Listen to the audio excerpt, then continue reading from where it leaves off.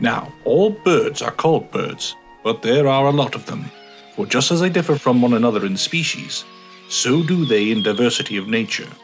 Some are simple-minded, like the pigeon, others astute, like the partridge. Some subject themselves to the hand of man, like hawks, others shun it, like the Garamantes.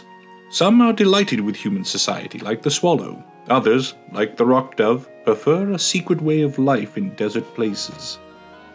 Some only feed on corn which they find, like the goose, while others eat flesh and turn their minds to thieving, like the kite. Some congregate, that is, fly in flocks, like starlings and the quail. Others are solitary, that is, go singly, pillaging by cunning, like the eagle, the hawk, and others of that sort. Some squeak like the swallow. Others breathe out the most beautiful songs, like the swan and the blackbird, while others again imitate the words and voices of men, like the parrot and the magpie. There are numberless more, differing as to kind and custom, for there are so many sorts of birds that it is not possible to learn every one, nor indeed is there anybody who can penetrate all the deserts of Scythia and India and Ethiopia to know their species according to the differences of them. They are called birds because they do not follow straight roads, but stray through any byway.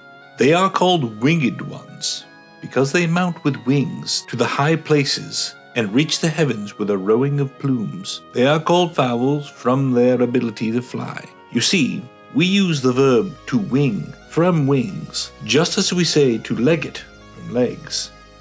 And the vola or palm is the middle part of the hand or foot, while in birds it is the middle part of the wing, by the motion of whose feathers they are propelled, hence volucres. The wings are the things in which the feathers, after being placed in order, allow the exercise of flight. Moreover, they are called wings because the birds nourish and foster their chicks with them by folding them up in these.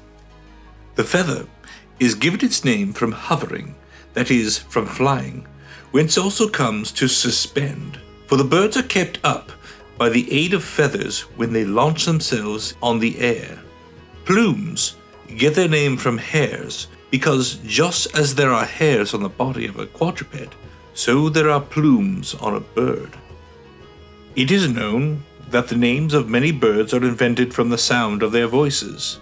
For example, Goose, Corvus, Cygnus, Bubo, Milvus, Ulula, Cuculcus, Garrulus, Graculus, etc.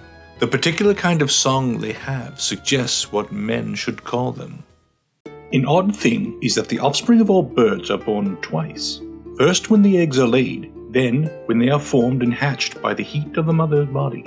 Eggs are called ova because they are full of liquid inside. You see, a thing which has liquid on the outside is wet, while a thing which has liquid on the inside is juicy. However, some people think that the name of egg has a Greek origin, and indeed those people do call them oa, with the V left out. Some eggs are created in the wind at a fundament, but then they are not fertile unless they are conceived with male intercourse. They say that the power of the egg is so great that wood which has been sprinkled with them does not burn hotly, and if a garment is put close to a fire of that sort, it will not scorch. Mixed with chalk, they are used to glue pieces of glass together.